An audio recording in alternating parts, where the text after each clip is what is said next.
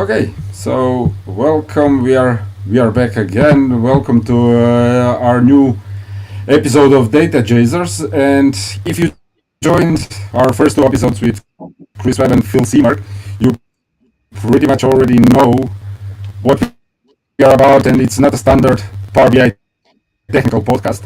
We aim to really here provide you an opportunity to get to know some of the best data minds working around Power BI out there from a bit different perspective and get to know them personally, ask questions about their passion for technology, opinions around Power BI and data in general. So from our side, as last two episodes, myself, Augustine, your audio is really choppy. I don't know if that's you or me. is it me, Augustine, Nicola? I think. Also very strange. Yeah. Then pretty much you can take over the introduction part. I'll do the questions. Absolutely. No worries. Yeah. So as Augustine said, welcome to third episode of Data Jazz Show, and we have an honor to host Will Thompson today. As Augustine already started to explain, the concept of our show is to provide a different angle or a different perspective to data-related topics, mostly Power BI, of course, from the most let's say recognized people from this area. And after Chris and Phil, we have a special pleasure to host Will. So first of all, thanks for your time, Will. Thanks for joining us, and looking forward to host you today. Yeah. Thanks for having me along. This is George. He's very squeaky, so I'm going to pick him up, and then he won't sit there meowing at us and distracting us quite so much. Yeah, no problem. We've It's had George, two right? cats. The previous 2 weeks, you've had the PBI cat folks, so you get another cat. Okay. So yeah, PBI Cats team. Yeah, that's okay. Honorary member of the PBI cat team. Nice. So it's George, right? Yeah, George this is is George. his name. Yeah. He, Hi, George. Welcome to Data yeah. Jazz.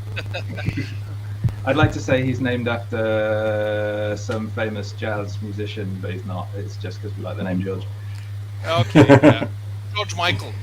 George Michael, right? George Melly? Yeah, George Melly was a jazz musician, right? Okay. Yeah. Yeah, I think it is. Cool. So yeah, Okay, so- Will, it's great to have you here, and pretty much all people know that you were personification of Power BI in the early days, all the videos, everything.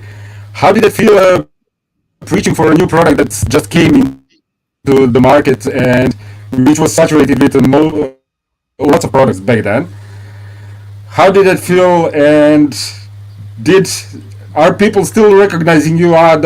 This is the guy from Power BI videos. Yeah, definitely. People definitely still recognize me. I mean, once we get back into in-person conferences, I'll have to remember how that works again. There was definitely a few times when we were doing in-person conferences three years ago, whenever it was, people would come up and say, "It's you, that guy from the Power BI videos." To the extent I started putting the little badges that you get on your lanyard when they'd say you put your name and you put your title as well. And rather than saying program manager, I was putting the guy from the Power BI videos so that I could say, yeah, that's me, that's that guy. It was weird. So I mean, back when we started Power BI, I mean, really, when I joined the product team, we weren't really doing. So when I joined the product team, I joined what was then the reporting services team, and we weren't doing very much of that community kind of outreach stuff at the time.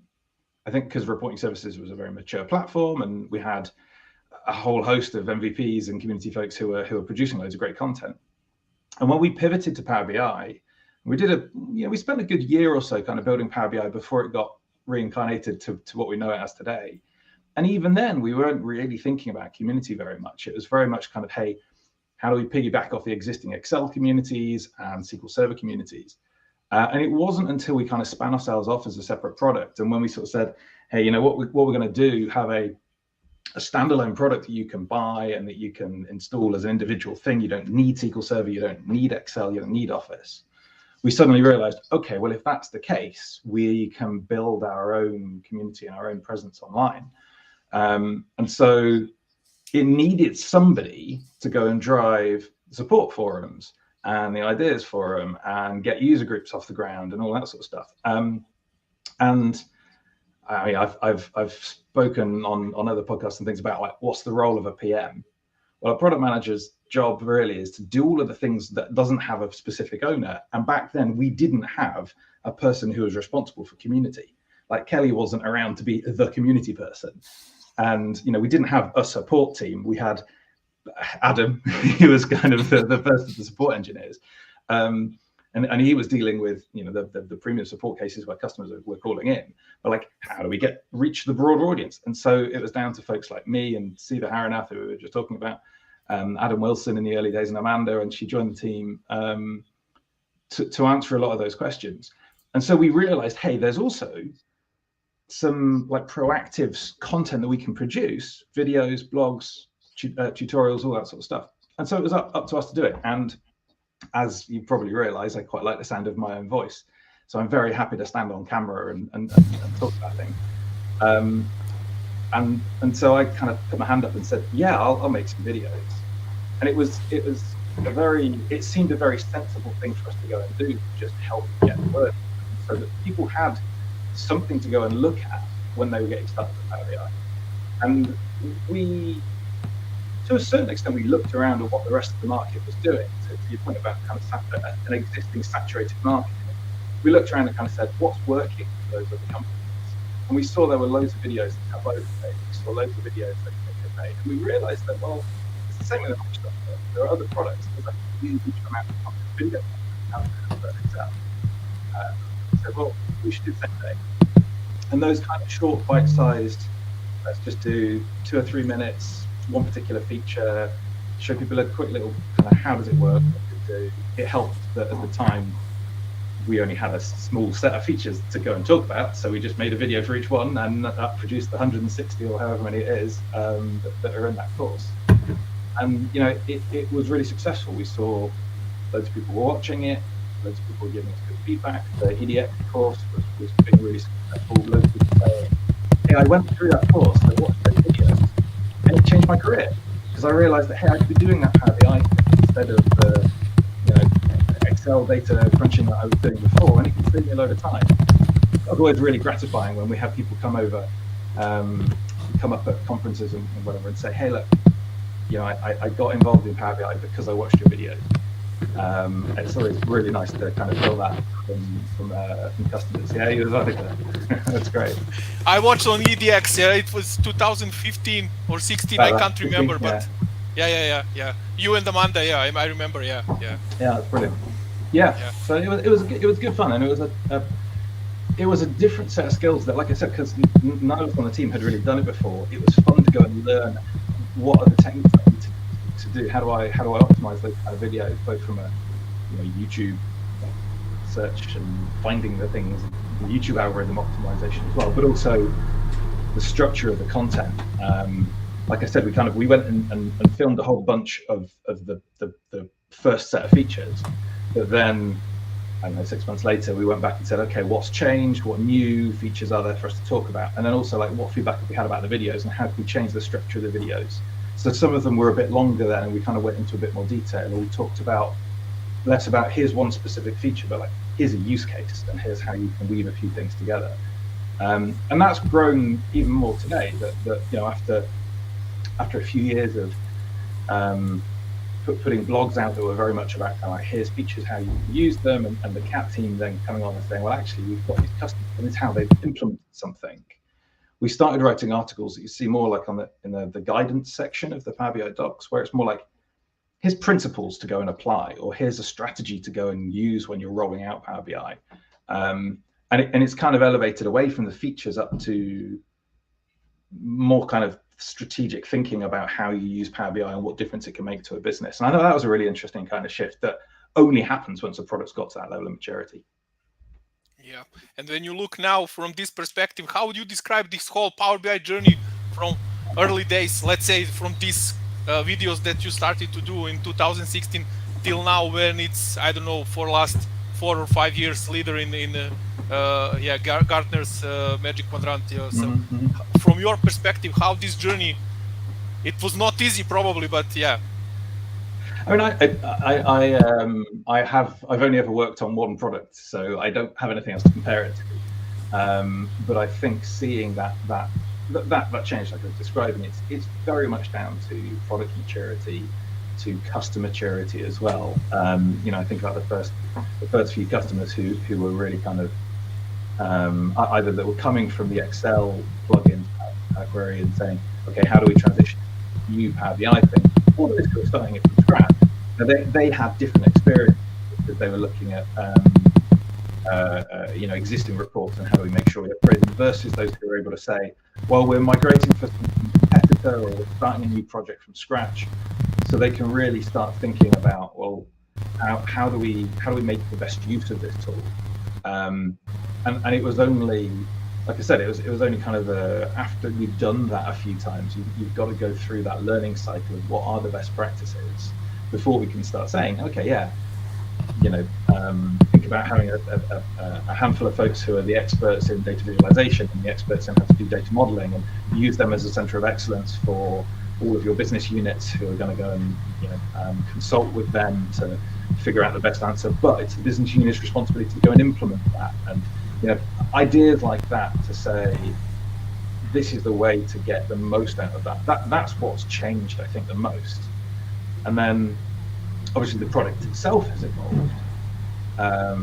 We love listening to people's feedback, and we're always trying to make things better. And I think that's also been reflected in the types of features we've worked on over the last however many years. Like in the early days, we were churning out a bunch of visualization options because they were desperately needed, quick for us to build, and got a good ROI. And then we worked on a bunch of modeling features, and then over time it's like, well, now we spend more time on kind of admin and governance features and security things.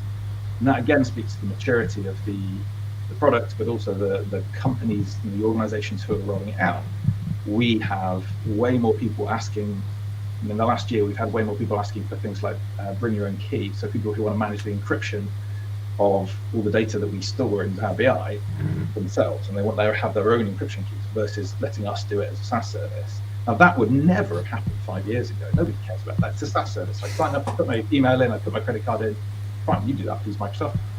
And like people asking now, can we have granular management of the backup and restore of individual data sets? Nobody asked about that 5 years ago because they just needed a thing that did the job, and they just needed a solution. They weren't thinking about how we manage it at scale like that. And so, that's another one of those challenges where we've had to adapt over time, and it's a very different world now than it was then. I mean, not least of all, position at Magic Quadrant 5 years ago, we were not in a good position in the market, and it's taken us time to regain that. But for example, how do you? Sorry, Nicola. I just wanted to expand on this. How do you now? Now, let's say product is mature and everything else. How do you prioritize requests? For example, you have requests from ideas website where 5,000 votes are for one feature, and let's say you start working on it, and then a big client comes up with maybe different requests. How do you prioritize in those cases? Yeah, so we've got a big hat, and we write everything on a little piece of paper, and we throw it in the hat, and jiggle it around, we pick things out at random. I actually, some days I wish it was like that, because I mean, that's probably the fairest way of doing it. I don't know. It's a really tough thing to manage, and it's really the I often talk about program managers and product managers. There's a mix of kind of art and science to our job. And this is the hardest thing to kind of balance those, because on the one hand, I've got a bunch of folks in the community asking for measure-driven data labels or whatever it might be. But then I've got, the biggest companies in the world. Yeah. I forget what the stat is that we say these days. 97% of the Fortune 500 using Power BI or whatever it is, and they're saying, "Hey, we've got a new project. 30,000 people are going to be using it, but you need to go implement this thing." Well, okay, I've got 30,000 people from one company who are going to pay us quite a lot of money, and I've got 30,000 people in the community asking for this thing, but most of them probably aren't going to be paying us any more money. And I've got to come to that revenue trade-off. But if I annoy 30,000 people at 30,000 different companies, and they all stop using Power BI, or they start telling their colleagues, yeah, but they haven't worked on this feature for such a long time.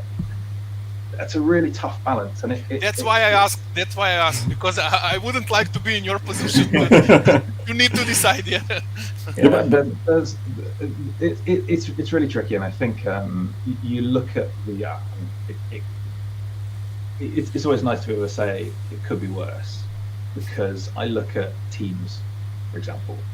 Their ideas for them, they've got like 80,000 votes on whatever idea it is. They have such a huge audience, and Teams is also one of those things that people use day in, day out, every day, every hour. So any little annoyance is like multiplied 1 million times. Whereas for the majority of Power BI users, they might use it a couple times a month or a few. I'm talking about people who consume reports, right? They might go and look at their report once a month or once a week. Obviously, we'd like it to be more, but if there's a little annoyance, it's only happening on that infrequent schedule. So there's less. I understand that it is annoying, and if that's your only experience with a product, it's really bad, and you have a really negative experience with the product. But I wouldn't want to be in a position where that was happening multiple times a day, all the time, to however many tens or hundreds of millions of people there are using Teams these days. Yeah, and Power BI, there are a lot of workarounds. Yeah. Just another thing with the maturity, right? Like, as the community has matured, we've all found, okay, so you can't just turn on XYZ feature, but here's a way that you can kind of get 90% of the way there. It takes a few more steps, but it's close enough, and it's a good enough workaround for most people. There's a bit more onus on the report author to create one of these things, but once it's there, it's great. It kind of just does its thing, and it's all, all works. So those are also tricky things for us to say. How much do we want to invest in that, and what would we not do if we chose to spend our time on that? It's tricky, but yeah, we'll get there. And when you're talking about that part, how important is the communication between cat team, product team, and entire community? So I'm asking because the last few two episodes we have Phil Seamark and Chris Webb, and they were talking about that perspective. What's your perspective on that part? Yeah, it's vital. That communication is really important. I think I always say the thing that the CAP team do most for us as product managers is synthesizing all of the feedback they hear from all of the customers they're talking to. Now, like, ostensibly, the CAP team work with our largest customers, like enterprise customers, but they do so much in the community at large that they touch so many more folks as well. And so they have a really good kind of balanced view on what are these things that are going to help large enterprises do big Power BI deployments versus what's going to help the creators out there in the community. And so a lot of the feedback we get from them and the support they give us is exactly that. They also, we've then also got to look at what do we hear from the ideas forum, what do we hear from community, what do we hear from MVPs. And we have a really big MVP community, and they're also a wonderful source of feedback for us. But they give us a different set of feedback, right? Because they're worried about, as consultants, how do we best sell our consulting services, or how do we best help people implement Power BI? And so they work with a different set of people to who the individuals to what the Power BI CAP team are working with. And then we have a collection of customers who run this enterprise voice program Matthew Roach runs, or Matthew Roach's team runs. And the folks who are there are primarily kind of admins or BI directors, kind of that level. They're not the people actually building reports. They're usually a few levels up the management chain. And so they have a slightly different set of feedback as well. And the CAT team are really good for helping synthesize that feedback, even if it's not coming from a customer they work with direct. They've got this great breadth of experience and depth as well in the individuals to help kind of help us prioritize exactly where is the strongest customer signal. And then we've obviously got to go and say, okay, well, how difficult is it to go and implement it? How many years is it going to take? How many months to go and actually do this thing? and that's something they can't help with so much. But we'll then go back to the cat team a lot. That's probably 50% of the conversation is probably what's the most important thing for us to work on. The other half of the conversation with them, other than talking about cats and swords and all the other stuff, is talking about, okay, the specifics of what do we need from a particular feature, or what do customers need from a particular feature. So we might validate, okay, in the first release we can live without this capability. The first release, the MVP, we'll get something out there that does 60% of what we hear from customers, maybe even only 50% of what we hear, knowing that we're going to do another 20 or 30 or 40% a couple of months later as we finish those features off. And that kind of validation is another thing that the cat team really help us with. And I really value their input in that regard. Awesome. Speaking about that, so what's your current role? Except we know that it's officially like group manager. What's your current role? Can you describe us in more, let's say, for mere mortals?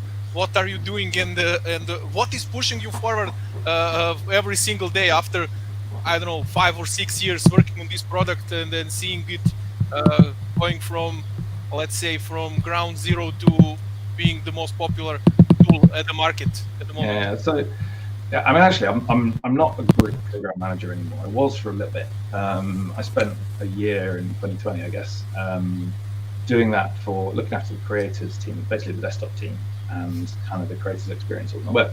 But I stepped back from that because I felt like I was, because I was leading a team, I wasn't doing very much kind of individual PM work, and I missed that. I stepped back, and for a long time I was helping Rupali, who was the director for Power BI at the time, the PM director, helping her because she didn't know the area so well from a technical point of view, kind of acting as a technical advisor, doing a bunch of events and stuff.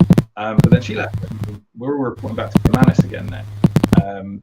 So the world changed a little bit there, and I'm in a funny kind of floating around, problem solving, whatever needs doing at the time. So whether it's working with analysts like Gartner or doing events like the Power BI Summit or some of our internal events as well, but then also helping out on some features that don't kind of land within a particular team. Like we've got some, or where we're kind of exploring a new area and we're not quite sure whether we're going to invest in it at all, or which team is going to be responsible for it. Kind of taking some of those really ambiguous areas and helping put a bit of structure around it, a bit of thinking, working with Amir, working with some of our architects to kind of just flesh out kind of at a high level what our strategy is for a particular area. And then the other big thing that I think we talked about, like at the Power BI Summit and some other places, is this kind of, you've got Synapse and Power BI kind of coming together, and there's a lot of questions that we've got about what can we do there, how can we help. How can we help customers take advantage of the fact that we've got all of this technical capability and bring it into a world that's more accessible, like Power BI is? And I don't mean accessible like screen readers and contrast and that sort of stuff, but accessible like it's easy to get started with it. It's easy for anybody to pick it up.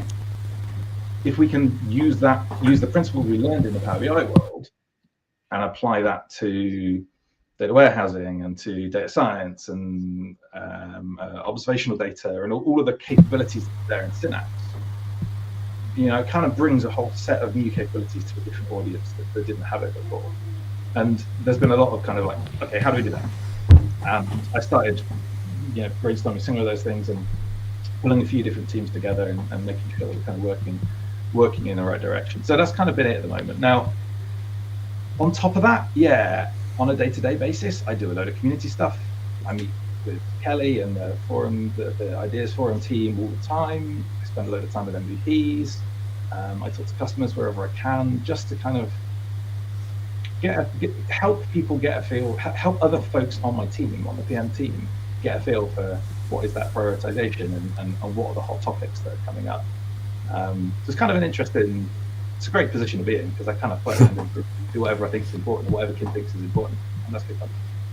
Yeah, that's you described it as a full day. So what Will does when he needs to recharge batteries and get ready for another day or a week? What do I do when I'm recharging? Well, I play a load of video games. I'm pointing at this because my PC's here next to me. I play a lot of video games, probably too much. I'm a big Lego nerd as well. I'm sure most of you know. Anybody else who's watching this, I've got my Lego flowers up here. And there you go. And I spend as much time as I can with my kids. So I've got twin girls who are just about to turn 7, and they've really got into Lego recently, and I've started playing video games with them as well. So we do a lot of that. It's good fun. And I've rediscovered a love of skiing over the last however many months. We're really lucky here in the Pacific Northwest that we've got great skiing options really close. You can do middle to good skiing, like 45 minutes away. You can do great skiing an hour and a bit away, and you can do amazing skiing if you want to drive 3 hours. So I got into doing night skiing. Like they've got floodlit slopes here, which is really great to be able to just finish work at 5 o'clock, jump in the car. I'm on the slopes by 6. Ski for an hour and a bit, go and have some food and a beer with my friends, and then do another couple of runs and go home again. And I'm back home by 10 o'clock. Well, it was great. Same as us. We are near Alps here in Europe. Awesome. So, Yeah, you guys, that's brilliant. Yeah, but I'm not skiing. I think Nicola is geographically in the best location for skiing. He has it in from 20 minutes to 2 hours, all the ski places in Europe. But he don't ski. So. Yeah, I'm wrong person in the wrong place. Right person in the wrong place. Yeah, right. and music is my other big love as well. If it's 10:30 at night and I've come back from skiing and I'm not playing a computer game, I've got my headset on, I'm listening to something random on Spotify or YouTube. I've fallen down some odd YouTube rabbit holes recently about music theory.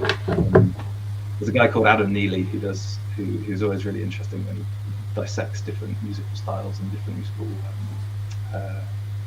different songs and things. So like between him and a few other YouTubers, there's some great like random music that I've ended up with. Like Bulgarian folk music I got into the other week. Why I don't know if anybody had ever said, do you think you'll ever listen to any Bulgarian folk music? No, probably. But it turns out, it's close to our place. We are from Balkans, so we know that kind of music. Yeah, it's like weird tunings and like really odd, like to my Western European ears, really discordant sounding stuff. It's good for waking up. Yeah. Okay. Yeah, So, this is the part of the podcast where we stop talking about Power BI and talk about jazz, right? Yeah, half an hour. That's it. Yeah, about Power BI. But actually, my jazz awakening was at university. This was great. We had this kind of music society where the start of the university year, everybody would get together, have a beers, kind of chat, say, hey, should we play some songs together, whatever. And I hooked up with a few folks playing rock and different kind of guitar-led stuff. And some guy halfway through the evening stands up on a chair, sticks his hand in the air, shouts, "Does anybody want to play some jazz?" And I turn around and he's got long curly ginger hair. He's got like a tie-dye t-shirt on, headband. A proper hippie-looking guy. Yeah, he's one of my really good friends now. So yeah, we played some random jazz together, and that's kind of how I got into it. It's such a weird situation, but Cool. But let's get to data topics, if you don't mind.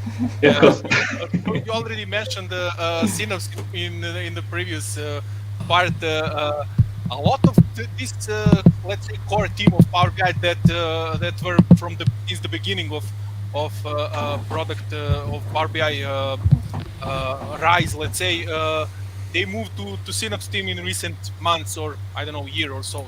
And is there any specific reason for that, other than the one you mentioned, that you saw which things were working good in Power BI case? So you want to leverage this experience and, I don't know, skills from those people, and or is it just for better integration because they know Power BI inside out, and it's just for better integration?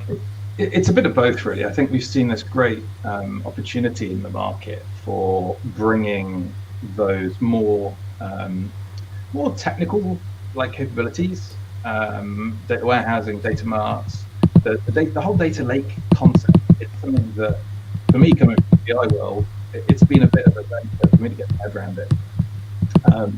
Seeing what's out there from a technical point of view that we've got in the Azure platform about data factory, all of those kind of areas, seeing the number of people who are using that for really high-end, high-scale projects, and saying, well, wouldn't it be great if we could bring that capability to the millions of people who have used Power BI just by sticking an email address in, signing up, and get started? And yeah, as you said, kind of what can we learn from the last 5 years of building Power BI that we can apply to that world as well? There was that on one hand. There was also, hey, Microsoft had a reorg, and Arun found himself looking after all these other technologies, and Kim stepped up to lead those Synapse capabilities as well. And we kind of said, okay, there's a thing here. You know, we can bring these teams together. And Kim did a really good job, I think, of taking folks from the Power BI team and applying them to the Synapse products where it made sense. So people like Jadina. So she had been kind of the driving force behind so much of the AI and data science capabilities in Power BI, and now she's looking after the Spark and Databricks kind of world. It's like, yeah, you get notebooks, you get that data science world, and it makes so much sense for her to go and apply that experience into the Synapse area. And it's also been really interesting thinking about it from a like a platform point of view as well. Like, well, okay, what do we have from Power BI in terms of sign up and like managing workspaces and all that sort of stuff? And is there anything we can apply there in the Synapse world? There's a lot of kind of existing capabilities or existing experience on our team about how to run a service like that, just how to make a make a SaaS application. And like, well, we can apply that engineering experience in the Synapse world as well.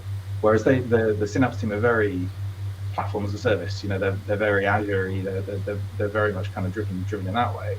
There's some interesting kind of synergies, sorry, I hate that word, bringing those teams together from that point of view as well. So that's kind of what's the driving force behind it. And we've got some really exciting stuff that we're going to talk more about in the next 6 months to a year. Where are we? Yeah, by the end of the calendar year, we'll have talked about a lot more of those plans a bit more publicly. Is it under NDA or? Can't say anything else. I've probably said too much already. But when we are talking about things which are maybe not under NDAs, your background actually. So how you ended up in Power BI team, and what's your background, where you are coming from? So what were you bringing to the team? Yeah, like I said, I used to be in. I joined what was the reporting services team originally. And before that, I was in Microsoft in the UK as a technical sales person. You know, I spent my time talking to customers, finding out what their business problems were, figuring out what their current estate looked like, and saying, hey, here's how you can use Power BI at the time. Here's how you can use SQL Server at the time to build these BI projects. And so, through a mixture of those kind of like, I did a lot of presenting then. Obviously, I was doing lots of demos and also kind of proof of concepts and actually poking around at the inner workings of the products and making sure they actually did what I was telling the customers they could do. And I think that gave me a lot of that kind of customer empathy. Like, I'd learned so much from the folks I worked with and from spending time with customers, both in terms of technically what product stack did, but also how to think about business requirements and how to think about translating what somebody is saying into what they actually need, and then validating my assumptions that I've made about that, and then translating that into how do we implement it technically, and the processes around that kind of cycle of building and iterating and getting people to validate it and making sure you're hitting the user requirements. It's like that process as in a kind of a technical proof of concept was such a compressed thing. You do that over the course of a couple of weeks, versus building a product, which you do over years, and you spend a lot longer doing that research, validation, feedback.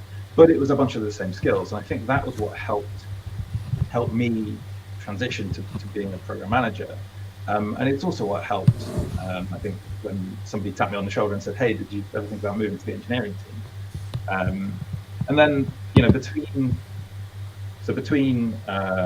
coming over to the States and joining the reporting services team, and I was kind of it was Łukasz Pawlowski was my hiring manager, and he's still around. It's great. It's great that we've got so many folks who were there when I joined the team are still around. We've got some really good kind of old hats in the party. Anyway, he was looking after kind of how we take reporting services and bring it to a business user audience. The reporting service is a very technical tool, and what we were thinking about was how can we improve the experience? How can we make it more focused on end users? How can we make it, fewer clicks to get to value?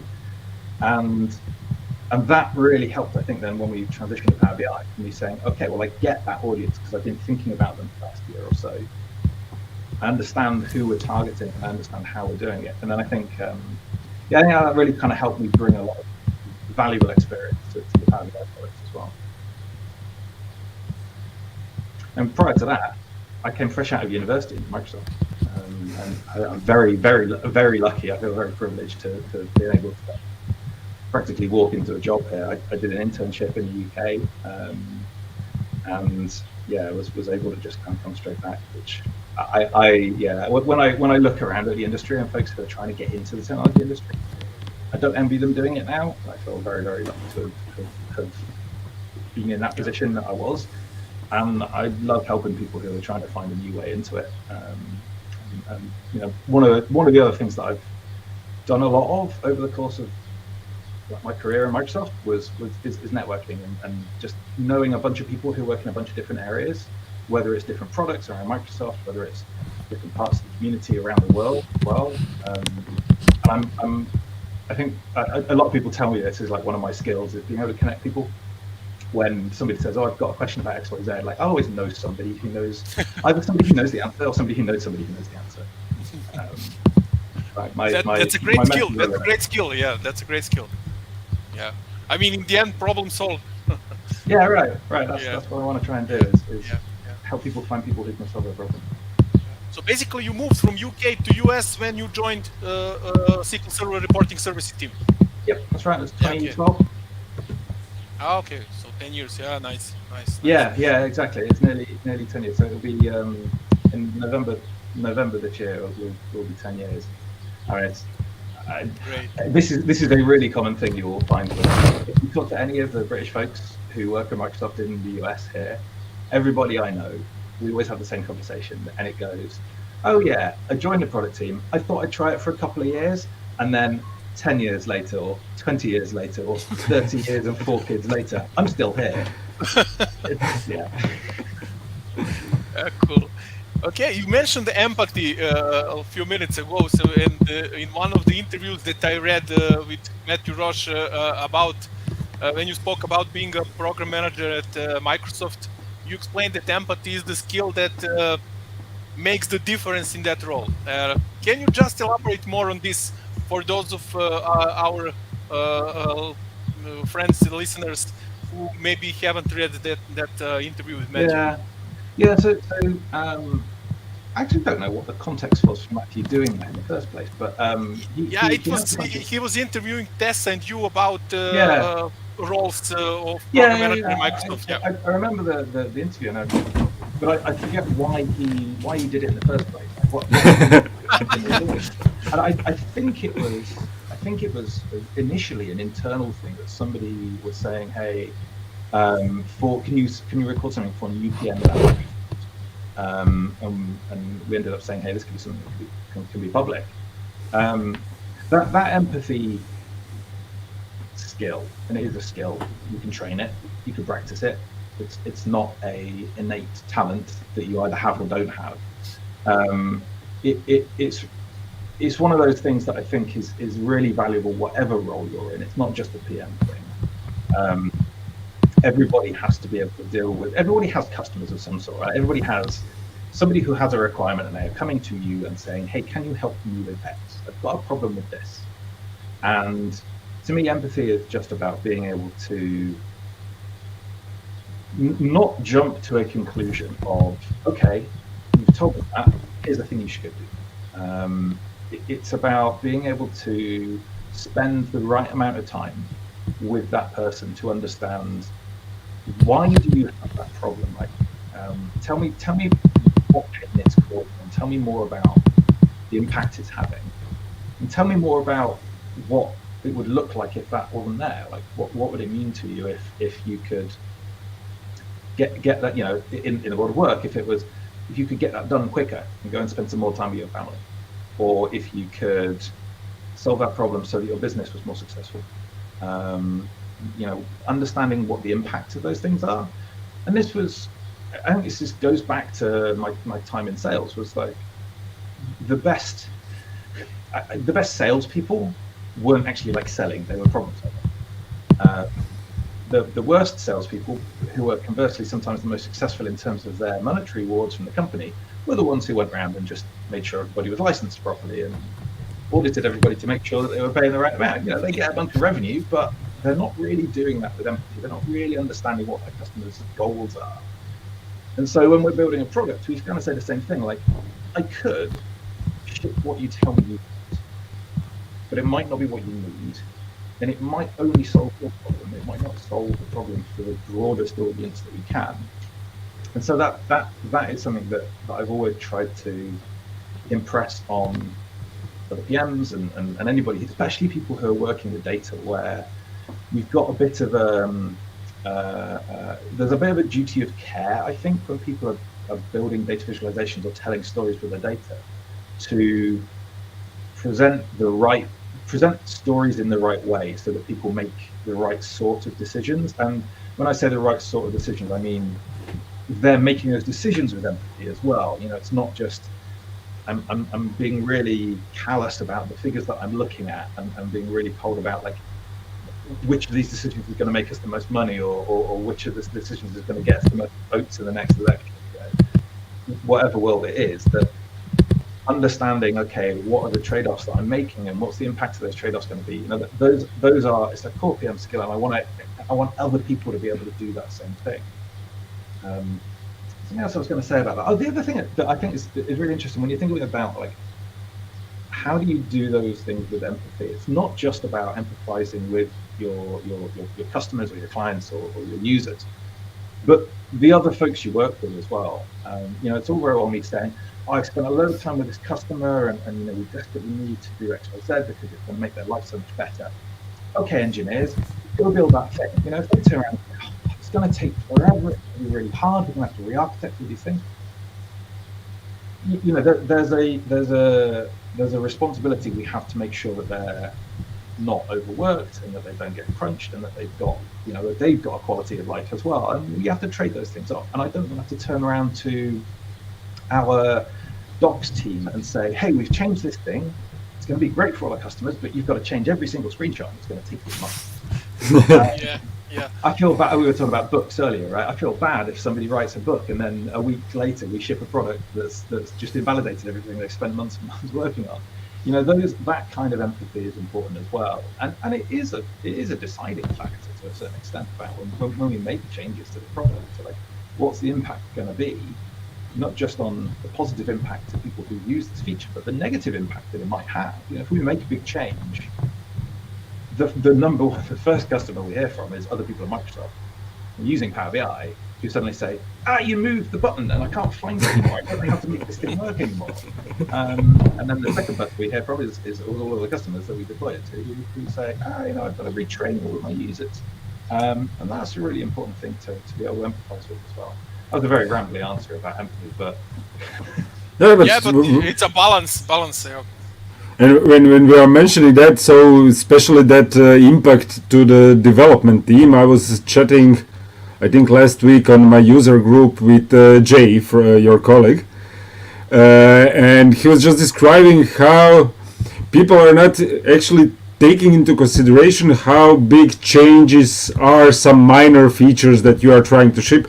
And he took as an example dark mode in Power BI, which is so much requested feature that it's a huge actually investment from a development team.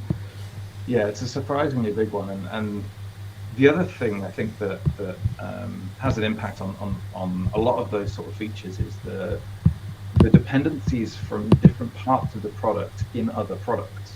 So I don't know if Jay mentioned this, but like the dark mode thing, well, you know, in Power BI desktop, there's two windows, right? There's the main window and there's the Power Query window as well. And that Power Query stuff is reused in so many different places in Excel and in data flows on the web. And so, you know, you can't just change it all because suddenly all of those other experiences are going to get impacted as well. We need to manage all of that, not least of all the fact that actually that PQ experience in desktop is quite old, and they've got a new experience in PQ Online that we'd rather have in desktop. So there's no point in us changing the old one to dark mode. We're then going to have to change the new one as well. You have to figure out, okay, what's the order of operations for these things? And that's another key part of being a PM, right? Is like figuring out what are these dependencies. And we have a, you know, we're going through the planning cycle for the next 6 months. And what I was just saying about the work that we're doing with those Synapse teams, our dependency web spaghetti has just got even worse, right? It used to be Power BI team, Power Query team, you know, and you know, maybe Excel folks. And now we've got integration into Teams, into Dynamics, into Power Apps, into Synapse, into everywhere else. And we've got Azure Maps, you know, we've got, there's teams showing up everywhere. Like the number of other products around Microsoft who take Power BI and embed it in their solutions, they come to us and say, hey, can you do this? Can you do that? Hey, you don't meet these accessibility guidelines, so we as a product aren't accessible. I'm like, oh, okay, you know, we've got all of those things to manage as well. And that I felt it was a good therapy session. I'm having a good unload of all of these frustrations. Okay, if you were to do another Power BI course now, so not in 2016, what would you suggest as three most important concepts for someone starting in Power BI to grasp? So let's say for beginners, one for intermediate, and then one for advanced users. So I think the way you phrase that, of like, if I was to do another course, like when we started in 2016, actually the structure of that course, I think, is still a good way of thinking about it. Because we took this kind of very end user, how do you just get started? How do you do something quickly? How do you iterate? You know, what's the minimum you need to know to get going? I think that structure would still work. And I think it's partly because what I was saying about that empathy, for beginners, learning how to listen to business requirements, how to listen to the people who you're going to be either finding insights for, or delivering a report to, or delivering a solution to, listening to them and being able to really understand, okay, what am I going to build that actually addresses the business problem that you're trying to solve? What business problem are you trying to solve to start with? And then how am I going to address it? I think that's actually a really important thing for people to learn. It's not something that's easy for us to teach as a skill. It takes practice and it takes time to learn. So like then technically, once you kind of figure that, and the other things, you can do that and you can iterate and build a report which gives you an answer, get feedback and change it. You can do that with a really, really minimal technical capability, technical skill set. It's always a double-edged sword of Power BI. It's very easy for people to get started. So a lot of people get started and do it badly. But if they're solving a business problem and iterating quickly, then that's not always a bad thing. But at some point, they've got to start learning, how do I structure my data properly? And that's always kind of like the thing that I think is so important for people to understand about Power BI. And we see it a lot when people are coming from competitive products or coming from the Excel world, where if they don't think about, you know, a lot of people say Power BI is a reporting tool. It's not. Power BI is a modeling tool, first and foremost. You know, Jay would have said the same thing when he's spoken to him. Like, because we both come from a modeling background, it's like this is the thing that's most important for people to understand. That get your data right, and the reporting stuff just falls out the end. You know, you can think about the graphical design of your report, but getting the data into that form, you know, actually getting the data to show up in those visuals the way you expect it to, so much easier if you can model it. So that's kind of the technical skill that I direct people to look at first. And then for an advanced one, I think we will see over the next 6 months to a year more and more dependencies, for want of a better word, or at least more and more expectation that people doing BI can think about the data lake, and think about how they are pulling data from a bunch of different sources and landing it somewhere for an enterprise to reuse. And I think we'll see a lot more people being expected to dabble a bit in data science and dabble in data engineering. And so I think having at least kind of a basic understanding of how those things work and how they fit together, not just like technically, but how they are used in a solution end to end, that will be really, really important in the next 6 months to a year. It feels like data engineering is kind of the next thing for people to evolve their skills into after Power BI. We'll have citizen data engineers. Yeah, exactly. And one question we were laughing, I think yesterday, dying to ask: is it an icon or a logo? So let me be really clear with this. The reason I care about this and I know so much about it is because I was wrong. I used to be wrong. I used to call it a logo all the time. There's actually there's this very clear definition that somebody explained. If a graphic is used to launch an application and it's used to interact with an application, it's an icon. If it is used as a what's the word? My mind's just gone blank. Like as a representation of a company or a thing or a group, then it's a logo. So that Power BI icon is definitely an icon because it's a thing you interact with. You click on your start bar. The Microsoft 4 squares with the word Microsoft, that's a logo because you don't click it. You don't do Microsoft. I'm going to do some Microsoft today. And so Office is another interesting one. So Office has a bunch of icons. Word, Excel, PowerPoint, Outlook, they all have icons. But there's an Office logo. There's no Office icon. You don't click the knock and I'm going to do some Office today. Actually, maybe you do. Maybe there is. There's an Office application, actually. I could be wrong there. But usually the thing people think of as logo. There are some brand guidelines that Microsoft publish about how you can use these things and how you can refer to them. And I think other companies do it as well. I'm sure I remember reading it. I forget if it was Airbnb or if it was Uber. One of those other companies had a similar set of guidelines. But that's why it's on. Okay, we have to ask this. Yeah, and people not just confusing it, but on the other hand, I don't know, you probably saw it much more than I did, but usage of a latest version of icon is always a questionable thing with Power BI. Yeah, and I heard new one is coming. Say that again? I heard the new one is coming. There's always another one coming. There's always the one constant in the world is change. I am sure we will go through another rebranding at some point in the next year or 2 or 3 or whatever. I don't know.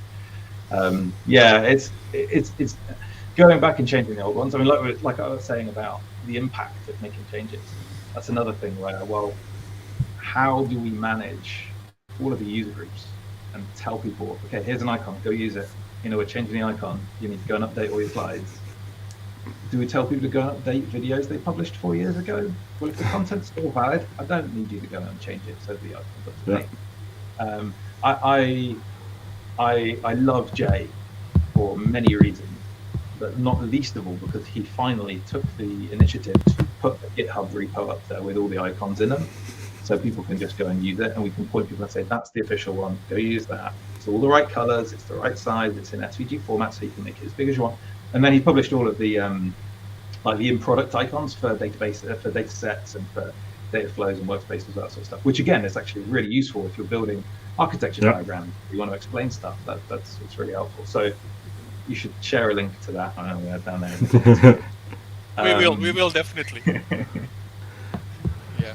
Okay, so to slowly wrap up, except this new icon, what is the feature you personally anticipate the most in the upcoming roadmap? Of course, I if you think can share with us, yeah, what you can share there's with a few us. things I could share. So if your watchers and listeners haven't seen it already, go and look at the video that we published last Monday, the Biz Apps launch event. So it's a very long session about kind of everything in the Dynamics and Power Apps and Power Platform and Power BI world. My section at the end, I talk about some of the things that are coming. If you, I don't know whether it's public, whether you've got to buy a ticket to the Power BI Summit that Radicat and that crew did earlier in the year, we talked a bit about the roadmap there and showed a few things. And one of the most, so there's two things I want to talk about. The first one, I think, is embedding Power BI reports into PowerPoint slides.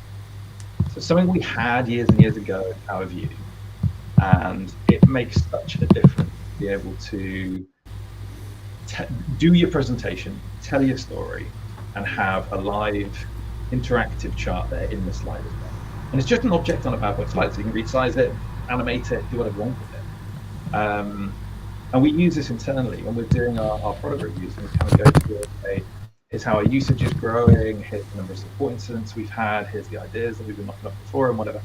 And for the last however long, it's always been take screenshot, paste it in, take screenshot, paste it in. Now you just embed the chart. And so whenever somebody says, oh, that's interesting, there was a spike in something, can you slice that by blah? Well, yeah, I can. I've got a filter here, and I don't have to go and open up a web browser and find a report. You can just do it right in there. So I think this is really, really close. It's going to be out in the next weeks or month. I saw Casper demoing this in Netherlands last week or something like this. Awesome. It's been rolling out and working its way through the deployment processes over the last couple of weeks, so it's really close. Yeah, and I know how happy I was back then when it was a feature in Power View. Everybody was super happy about it, and then it's suddenly gone. And a few years after we are back. That's a great thing. It's one of the things I think as well that has an interesting feature as well, because there's a lot more we could do with it. Today it's just embedding a whole report page. It would be cool if you could embed individual visuals. It would be cool if you could link kind of bookmarks from that report into animations in the slide. It would be cool if you could combine the shapes from PowerPoint and the items in your Power BI report and actually have them interact somehow. If clicking on stuff in the Power BI report could activate stuff in the PowerPoint slide, loads of stuff that we could go and do with that. And based on people's feedback, we will. So that's one feature. The other thing that's really cool, I think, is report parameters. That's again pretty close. Going to be out in the next couple of. We'll start previewing it in the next couple of months, and it'll develop over the rest of the year. And this is the ability to parameterize the structure of your visuals based on selections you make in slices or filters. So the example, the demo that I did was I've got a chart where I started off showing, I don't know, it's like sales by month or sales by region. And then I have two slices that allow me to change between the measures. So rather than sales, I want to look at budget, I want to look at percentage variance compared to last year, whatever it might be. And then another slicer that says, well, rather than looking at it by region, I want to look at it by manager, by product line, whatever. And then those slices, just the selection in there, change what's on the axis of the chart. And there's no fax gymnastics that you need to do. There's no bookmarks involved. It's just create one of these parameters, say what fields you want in the parameter, then bind it to the elements of your chart, the axes of your chart that you want to be able to slice it by. Really cool. And it's that one sounds really awesome. It changes the way that people lay out reports and structure their reports. It's going to be really, really big. It will. So we will need to redo a lot of reports. Maybe so. Maybe. But it's easy. It's 6 clicks. 6 clicks to get these things set up. Yeah. So it's super simple. Clicky, draggy, droppy, yeah? Okay. I love Christian for pointing that.